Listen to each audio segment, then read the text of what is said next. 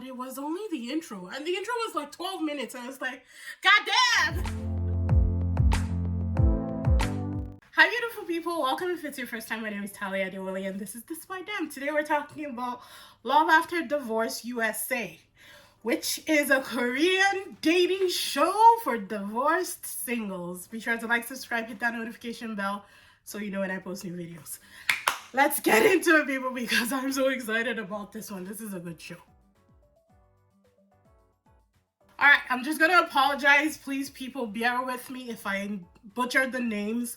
It is not intentional. I have a lot of love for South Korean content. I think I've not found one that I don't like yet. So please know that I'm trying. So this is a show, like I said, for divorced singles, South Korean divorced singles living in the United States. This is technically season 4 because I think the first 3 seasons are either 3 or 2 are in Korea, and then they decided to bring it to the United States for this season. So it's the first of its kind in the US, but the 4th in South Korea as a whole.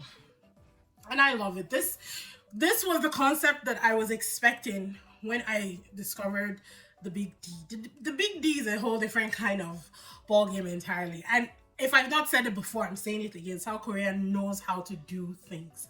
They have class.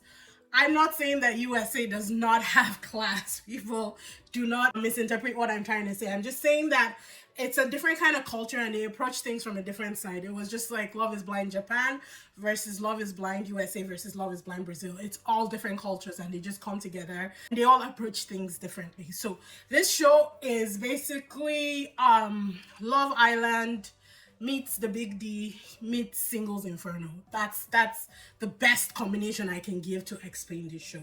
So they take 10 divorced people who are looking to find love again and they put them in the house.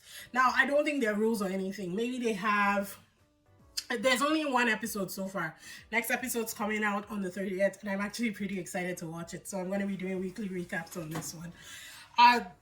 So far, I haven't seen the previous season, so I don't really know what the rules are yet. But so far, it's just 10 of them in the house, 5 men, 5 women.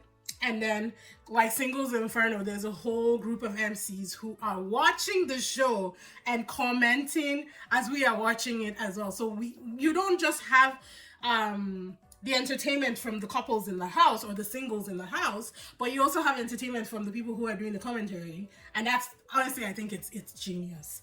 So the MCs are Yoon Ji-woon, who is a new MC but has been divorced for 12 years. Woo Se-yoon, who's married for 15 years. Lee Hae-young, married 13 years, but this is her 2nd marriage. Lee Ji-hee, hopefully I said that right, married 7 years. And then Austin Kang, who is single and is a celebrity chef and model living in the USA. I totally forgot to include how impressed I was with the choices that they made for the MCs for this program. Like you guys, if you see my video about the Big D, one thing that I was very against was that the fact that the MCs there, the hosts, are newly engaged couple who are about to get married, and that really doesn't have anything to do with the divorced, part of marriage. So this crew, not only do you have divorced people, you have people who've been divorced and remarried. Then you have single people, a single guy who has never been married at all. So there's just a diverse perspective of people, and with the way that they're coming at things and seeing the situations that are happening in the house, I just love it. I was so impressed. I tell you, international people are doing it proper and Korea does it well. The villa is in Cancun, Mexico, so this is shot in Mexico. And I wanted to ask, I don't know if Korea is kind of like how Nigeria was for me growing up. When people got divorced, especially women, it was such a huge deal, and they tried to keep it hush-hush because it was sort of like a taboo, like, oh, she's tainted, you can't go near her, I've never had that mindset, even like when people were having kids out of wedlock and stuff like that. Like, for me, it was just, it happened, keep moving, like, keep it moving. Now, could I voice that? No. Growing up, you couldn't even go against the grain because you'd be shunned or you'd be sidelined or you'd be called a rebel. This is a weird tangent, but I was kicked out of my confirmation class because I grew up Catholic. I was kicked out of my confirmation class because I asked too many questions. They said I was a troublemaker and I was staring things just because the confirmation teacher could not answer my questions. And I had legit questions.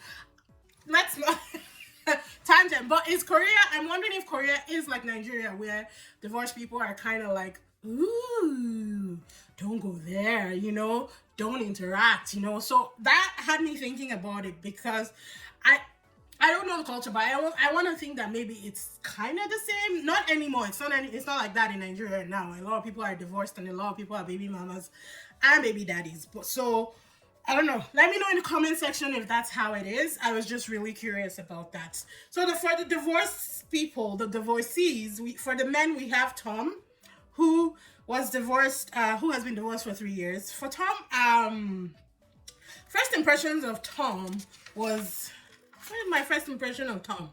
All right, he was given 007. He looked very, very dapper, and he's really handsome. I said that. Dewey has been divorced for only 3 months. For Dewey, I said Dewey was given Dewey. He's very geeky, very nerdy, and he seems pretty innocent. So I'm actually really curious to see how his journey turns out in this house. Jimmy, who has the exact same name as my older brother, has been divorced for 13 years. And for Jimmy, I said, oh, I don't think I had an impression on Jimmy. So I guess I wasn't really getting much from Jimmy. Not yet. Jerome has been divorced for 6 years. And Jerome, I really felt sad, honestly, when Jerome was telling me a story about how lonely he was. I was like, find this guy girl, people, please find him a girl. Ricky has been divorced for 4 years now, and Ricky was giving cute. He was just screaming cute. Like, he's that kind of he's just cute. Honestly, that's the best way that I can describe Ricky. For the women, we have Benita. Benita has been divorced 5 years, and she's cute. The women are actually gorgeous, honestly, across the board. Heejin again was giving cute. Jisoo I said was pretty in pink because that pink dress was beautiful. Sora, who's been divorced for 1.5 years. Look, I said Sora was giving rich bitch. But not that she's a bitch, not that she was bitchy, but she was just giving money, expensive, you know? And I wrote that, oh, that alimony is speaking. And I don't know if that's true or not, but it seemed like her ex-husband was rich. And even like where she was being interviewed, it looked really lavish. But I also said that she was absolutely gorgeous. She also seems very like decisive and direct. And I like that. I don't know how that's gonna play in the house, but in my mind, she seems like, oh, I've been here, I've done this before, I know what I want, so I'm gonna go for what I want and say what I want. And honestly, I like that. I don't know how troublesome it's gonna be in the house, but let's see. Let's watch and see. And then we have, last but not least, Harem. Harem's beautiful. She has the Dumbo ears, which I have. I never show my ears, but yeah, they just flap out like this, and it's so cute. I really do. Harem is really, really cute. So, obviously, Koreans are so respectful. So even when they gathered in the house, you know, it was very like respectful, very nice. Like, it's just a cute culture, if I've seen any. Honestly, it's very, as the Brazilians of like Love is Blind, as they are like passionate and they just burn brightly. I'd say the Koreans are like just polite and just like down to earth, nice. You know, that's the best way that I can describe it, and that's what I'm getting. So the interactions go around, and then they all decipher, they choose their rooms and everything. And they are split into 2 teams for the day, grocery and the cooking team. The grocery team has only 4 people in it. The cooking team has the remaining 6. From get-go, Dewey seems like he likes Jisoo, but I think Jisoo is interested in Jimmy. And Jimmy is interested in Jisoo, so at least there's mutual interest there. Jerome likes Heejee, and I think Heejee likes Jerome, but I think that it is reciprocated because he was very touchy-feely and protective of her even when they went grocery shopping. The grocery shopping was really cute. Honestly, the 2 girls, so Heejee and Jisoo, are roommates, and the 2 guys, Jerome and Jimmy, are roommates. So they were like, oh, it's a roommate date. It was really cute. I thought that it was really nice the way it all laid out. Now, this is just the first outing. This is them just like a few hours or a couple hours after meeting each other. So it's still very fresh. they're still feeling out who they like in the house, but Dewey definitely likes Jisoo. Now, I don't know if Jisoo is feeling him back. We're going to have to wait and see what happens in the next episode. But I thought that it was ridiculously cute. I thought that everything about this is what I was looking for when I started watching The Big D. The Big D is not bad. Honestly, it's not like out of this world fantastic, but it's not awful either. It's just that I don't get the concept of them doing that in front of their ex. For me, it's a little distasteful and a little disrespectful, but that is just me.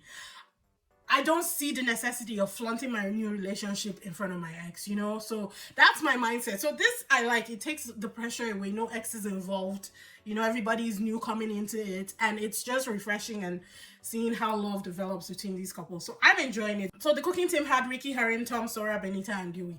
We don't see the cooking team in episode 1. So that'll be episode 2. Each episode is over an hour long. Yesterday when I started watching it, and I felt like I'd been watching for 30 minutes, but it was only the intro. And the intro was like 12 minutes. I was like, God damn, when's this episode gonna start? But I love it. They pack a ton of information. The hour for the episode, or hour plus for the episode, feels like an entire season of other shows, like compared to other shows. So I like it. And it's one a week, so I don't have to kill myself trying to finish the whole thing so that I can get reviews out. It's one a week. Take your time, watch, take your notes, see who's vibing, see who's not vibing, and then I can come back here and report to you guys. But let me know in the comment section if you're watching this show. It is streaming on Netflix. I don't know if I said that in the beginning. I was super excited when I started this review, but you can find it on Netflix, and it's called Love After Divorce USA. I will see you in the next episode for this sometime next week. Be sure to like, subscribe, hit that notification bell so you know when I post new videos. All right, guys. Bye.